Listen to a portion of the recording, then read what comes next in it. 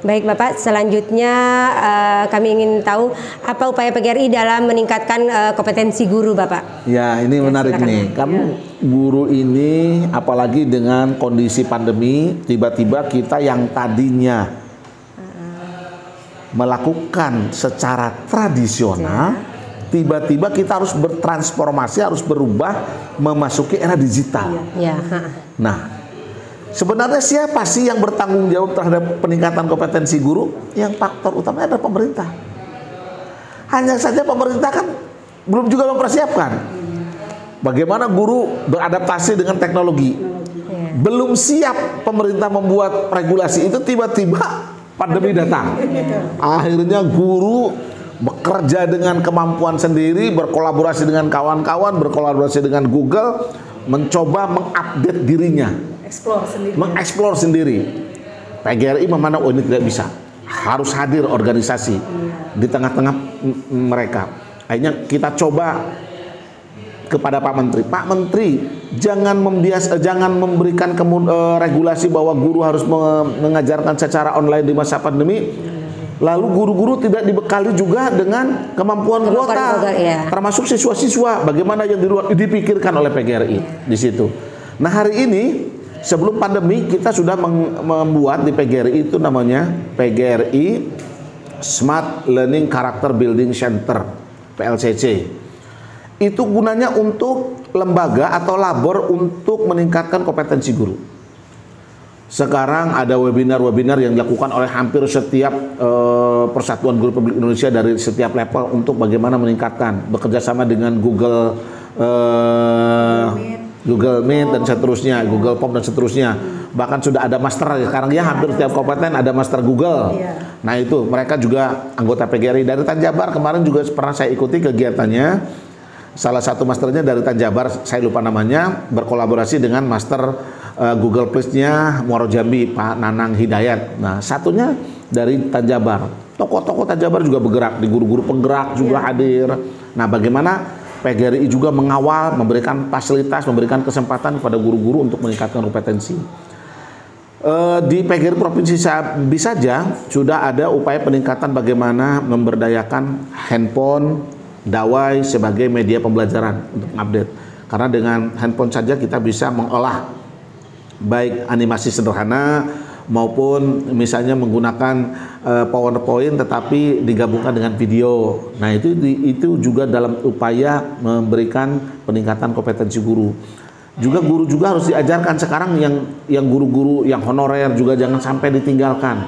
Mentang-mentang honorer tidak diupdate. Kita juga berikan fasilitas untuk mereka bersama-sama mengupdate dirinya, meningkatkan kompetensinya. Sampai hari ini PGRI sudah melakukan pendampingan untuk melakukan uji coba kemarin tryout tentang soal-soal P3K dan ASN.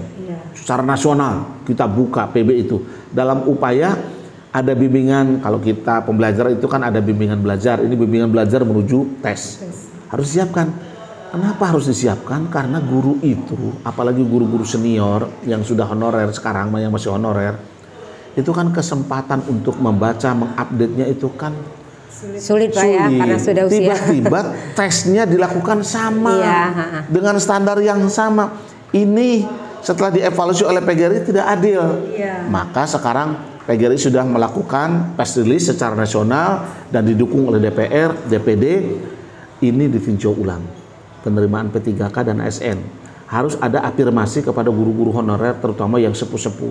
Ada yang sudah 30, ada yang 25. Kemarin sempat terekspos ada yang pakai tongkat. Iya, pakai tongkat, Pak. Ada yang digendong. Kalau maunya kita, kalau yang sudah usia 35 langsung diangkat aja, Pak ya. Formalitas saja lagi. Iya, tesnya itu lain kan. Beda ya, Pak. Ada daya pembeda seperti karena itu. mereka tuh sudah mengabdi, bukan mereka main-main. Iya. Dengan sebagai penghargaan lagi ya, Pak ya, diangkat. Iya, dengan hatinya, dengan kepemilikannya. Kadang ya bagaimanalah. Dan pemerintah juga harusnya sadar ketika suatu saat ini honorer mogok saja seminggu itu kan kolab sebenarnya. Kolab. Apalagi tadi di edisi channelnya PGRI Tanjabar juga Pak Ketua ada ditanya tadi di satu sekolah tertentu PNS-nya hanya kepala sekolah. Desember besok pensiun. Tinggal honorer semua. Untuk tahun 2021 21 ini Iya. yang angkatan tahun 82 tuh hampir semua Angkatan Pensiun. 82 ya, Pensiun pensiun ya. ya. Nah. pensiun angkatan Di setiap level lah, SD, SMP, Iya. SMA, SMK. Saya aja kalau untuk di sekolah saya itu tahun ini 3 orang. 3 orang. Iya. Jadi guru-guru honor itulah yang kita Iya. majukan. Karena Rekrutmen tidak ada? Iya, rekrutmen tidak ada seperti Sip. itu. Luar biasa, satu sepakat kita klop. Mungkin saya akan Iya boleh, silakan, Iya, silakan, Bu. silakan. Bagaimana PGRI itu di kancah internasional seperti apa perannya? Iya, ini PGRI ini dalam mempersatukan pikiran dan mendapatkan dukungan dari internasional. Contoh misalnya, kita menghadapi kemarin ada upaya penggembosan PGRI akan dihilangkan dari peta perjalanan organisasi profesi. Ada ingin mengedepankan organisasi lain. Iya. Nah, kita bergerak bahwa PGRI ini sudah terdaftar di Persatuan Guru Sedunia, namanya Education International. IA. Mereka berkirim surat. Ada hak yang harus dilakukan oleh pemerintah terhadap perjanjian yang sudah dilakukan. Nah, walaupun kami atau kita PGRI tidak ingin dijadikan anak emas, tetapi silakan berkompetisi secara baik. Berapa kontribusi yang sudah diberikan oleh PGRI terhadap negara dibandingkan organisasi lain. Nah, di Asia Pasifik kita pernah menjadi presiden guru sedunia Asia Pasifik, Pak Sulis. Di Persatuan Guru Internasional yang berpusat di Amerika juga kita bergabung.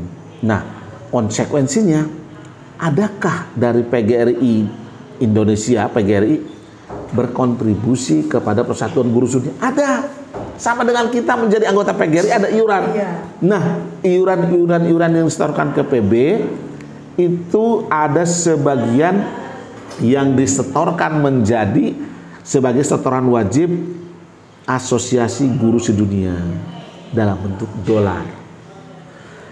Nah, mengapa PGRI ini dipandang organisasi profesi paling seksi di dunia?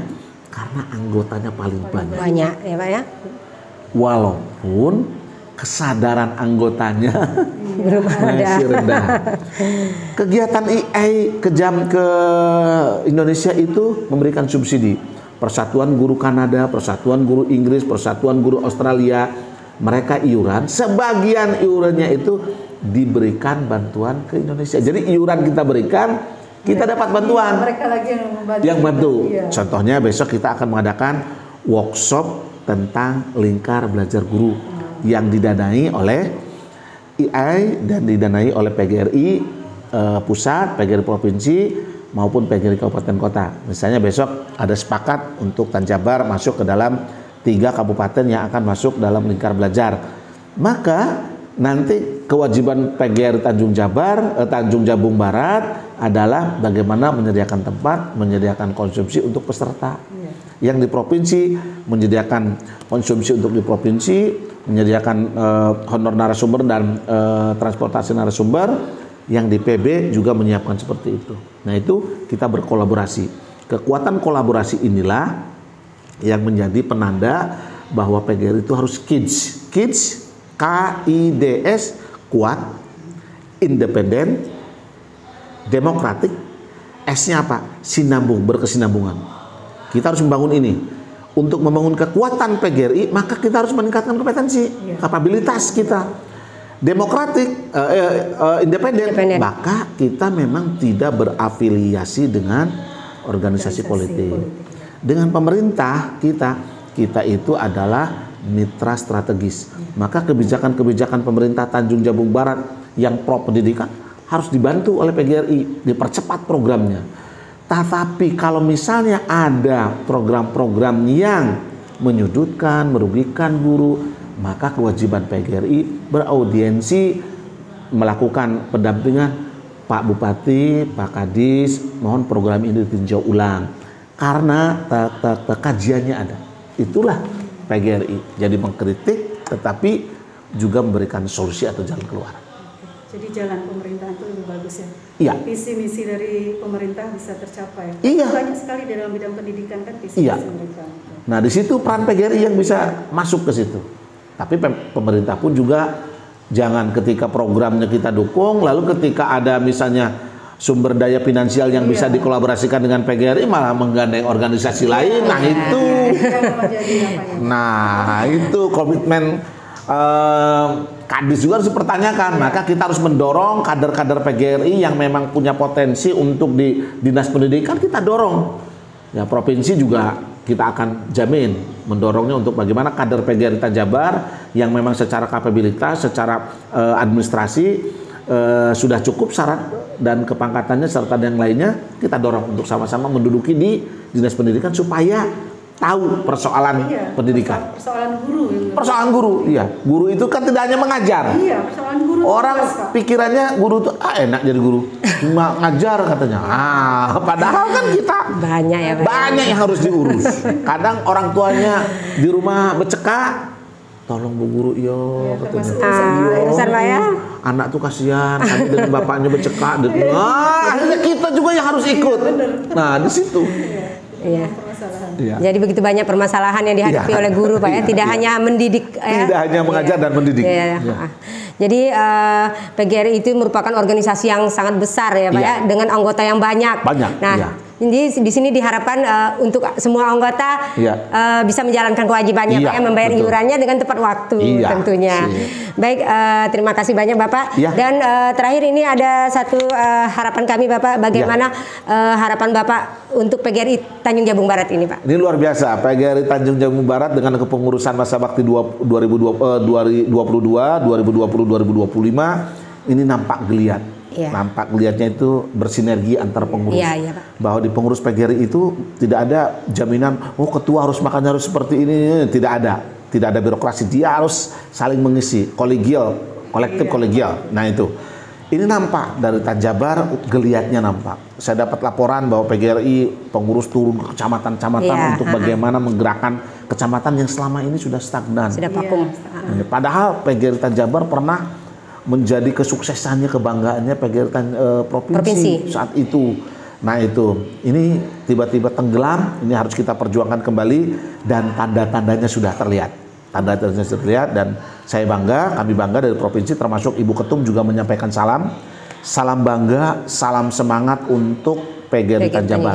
Melalui WA saya laporkan Tanjabar sedang melakukan konferensi kerja, lalu tadi pagi kita melakukan kunjungan ke lokasi dan membaca doa di pembangunan Gedung Guru yang pembelian tanahnya bukan hibah pemerintah, tetapi dibeli atas iuran guru.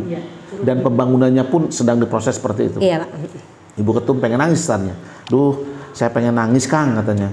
Saya pengen bersama-sama dengan para pengurus Tanjabar. Dari suatu saatnya memang sudah bagus, sudah bersama, mungkin ada kegiatan event yang membutuhkan khalayak banyak, pandeminya sudah tidak ada, kita coba berkomunikasi dengan Ibu Ketum untuk bisa hadir di sini membakar semangat. Karena beliaulah yang sangat tahu bagaimana perjuangan PGRI di nasional. Dan media informasi melalui media sosial, TV-TV channel ini juga menjadi akan sarana yang sangat luar biasa untuk perjuangan. Jangan dikira handphone ini tidak bermakna, jangan dikira channel PGRI Tanjabar ini tidak bermakna. Ketika sudah menyuarakan suara guru, keprihatinan guru, ketertindasan guru, semua berbicara di media sosial, semua bicara bagaimana channel PGRI memantau ini terus. Saya yakin kekuatan akan bergerak. Dan saya yakin bismillah Tanjabar akan mulai pergerakan dengan bagus. Saya membaca 3 tahun ini, 3 tahun ke depan warnanya akan berubah luar biasa. Amin, insya Allah Pak ya. Sukses, semangat, bersinergi. Iya, insya Allah, amin ya Pak ya.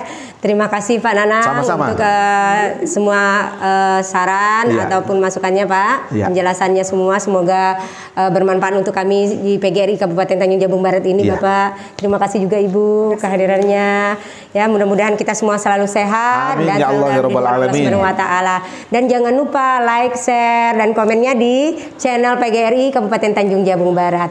Oke, saya Herlinawati mengucapkan Assalamualaikum warahmatullahi wabarakatuh. Selamat siang. Salam PGRI.